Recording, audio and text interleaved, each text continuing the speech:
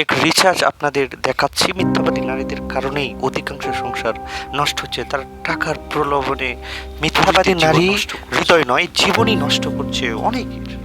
America, Australia, Canada, UK সমস্ত উন্নত দেশগুলোতে যেমন হচ্ছে, এশিয়াতেও অর্থাৎ ভারত, বাংলাদেশ, পাকিস্তানেও কিন্তু আমরা দেখতে পাচ্ছি এরকম সব মিথ্যার সম্পর্ক ভাঙে না। কিছুক্ষণ কোনো নারী টাকার জন্য মিথ্যা প্রলোভনে পুরুষদের ভাগে নিয়ে তার কাছ থেকে টাকা উসুল করে। এটাই এখন সমাজের কিছু নারীর প্রকৃত ব্যবসা। শুধু আবেগ নিয়ে তারা খেলছে না, তারা খেলছে তোমার স্বাধীনতা নিয়ে, তারা খেলছে তোমার পারিবারিক মর্যাদা নিয়ে, তোমাদের শিক্ষা, জীবন ব্যবস্থা, সমস্ত কিছু করে তোমার জীবনটা নষ্ট। পুরুষ তুমি সচেতন, ছোট মিথ্যা বড় বিপদের সুর, ও শুধু বন্ধু, এই ধরনের কথা বলে তোমার সঙ্গে প্রতারণ। এই কথাগুলো নিরীহ মনে হলেও আজ মিথ্যা, ছোট মিথ্যা কাল।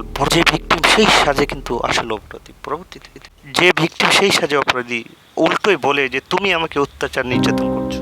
রিসার্চ বলছে পারিবারিকভাবে এই নারীরা পুরুষের কাছ থেকে টাকা হাতিয়ে নেওয়া কিংবা পুরুষ নির্যাতনের প্রতি ঝুঁকে পড়ে। রিসার্চ বলছে স্বভাবতই এই ধরনের নারীরা টাকা স্বামীর নষ্ট করে এবং স্বামীকে উল্টোই দোষারোপ করে যে আপনি আমাকে নিয়ন্ত্রণ করতে চান, নিয়ন্ত্রণ করছে। নারীর একটা মিথ্যা অভিযোগই স্বভাবতই মানুষের জীবন, অনেক মানুষের জীবন ধ্বংস করে। মানুষ তার অস্ত্র বিশ্বাস করে, তোমার শত্রু বিশ্বাস করে না।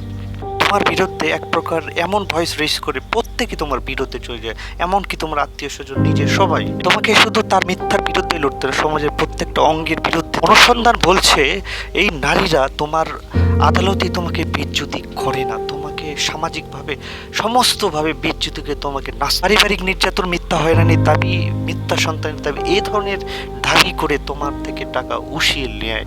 সে সমাজ কিন্তু তারই পাশে দাঁড়ায়, সেই সহানুভূতি পায়। তুমি কিচ্ছু পাও না সমাজের কাছ থেকে। দুর্ভাগ্য হলেও সত্য, মিথ্যার পিছেই কিন্তু সমাজ চলে, এটাই সত্য কথা। কারোর সত্য কথা শুনবার কেউ নেই। সবাইকে ধন্যবাদ, সচেতন থাকুন।